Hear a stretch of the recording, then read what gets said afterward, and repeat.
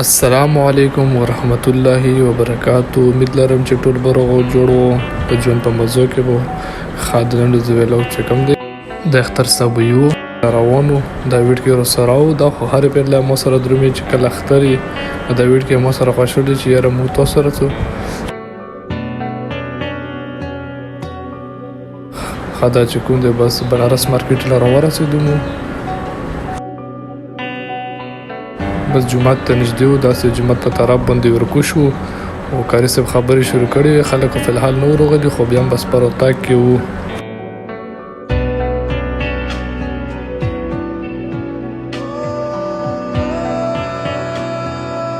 بس کېډه مې ورته ډېر ته وخت کې او بس جمعات له خیره سره ورننوتم. کاري صاحب په ممبر باندې خبرې شروع کړې وې.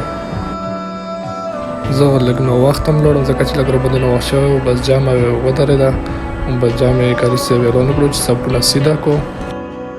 جامه مو کړه او بس ټول نه پیله خو چې کوم د اختر تاسو ته ډېر ډېر مبارکي.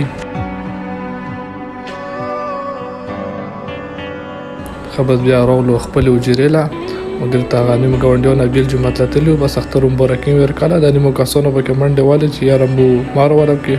ښه دا چې کوم دی دا زموږ ګاونډي دی، بس کلي مشر هم دی او حاجي صاحب دی. نو بس مو ورسره اختر مبارکي وکړه. بس بیا کلي لار ننوتم. بس مو چې چای به ورته وڅښې وروسته بیا چې کوم دی والد صاحب مې قرباني کړي خیره سره انشاءالله. مو چې اول به ورته ځان موړ کړم، بس ځان مې ورته ښه ښکلی موړ کړو. بس والد صاحب مې خیر سره قرباني غسه کړه. چوړه مې پکې ځکه رانوسته چې ټینګ بیا ټیک ټاک او فیسبوک ولا وارنینګ ورکوي. بس والد صاحب مې چې کوم دی قرباني وکړه. الله ټولو مسلمانانو چې کوم دی قرباني په خپل دار کې قبول او منظوره کړي. دا ټینګ چې کوم دی بس ما والد صاحب مې لګیاو. بس ورینه انسرمن وخکا بس نن انسرمن خیر سره وخکا بس ټاکا ټوکا پرې لګیاو. بس ما ته به ویل چې تکړه شه نه زده کنه نه ټیم نور کله خو پس مو ته چانو پرې خې مطلب چې سرمن ته وبسو. بس نن ورته پلور وی چې نن مې ته پرې خې تکړه شه سرمن ته خپل وبس چې دای کې هر رنګ وخت رو درومي. بس دام چې کم دی خډر سروي مې پکې کړو ځکه چې پیله ځل مې نو بس قرار په لګیاو. پس نن سرمن وخت کا والد صاحب ورته ویل چې یاره غوښه تر ته غوښه کاټ کا او زه بیرته چې کوم دی سیخونه جوړ کړم. ورته مو چې سیدو بس مو ورته خډر غوښه کاټ کړه. بس اب والد صاحب بس په سیخونه پرې لګیاو. ماشاءالله سیخونه یې تیار کړو. بس کم از کم یو 15 پرې سیخ هم تیار کړل.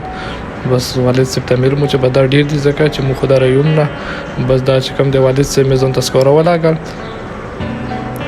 بس والد صاحب مې چې کوم دی بس پرې لګیاو. تکلیف یې پرې کړو ځکه چې مو ته نه پرېښول چې توله یې چل نه سي. خدا ودنه د ویلوګ انشاءالله تعالی په بل ویلوګ کې به ګپ لګو. والسلام.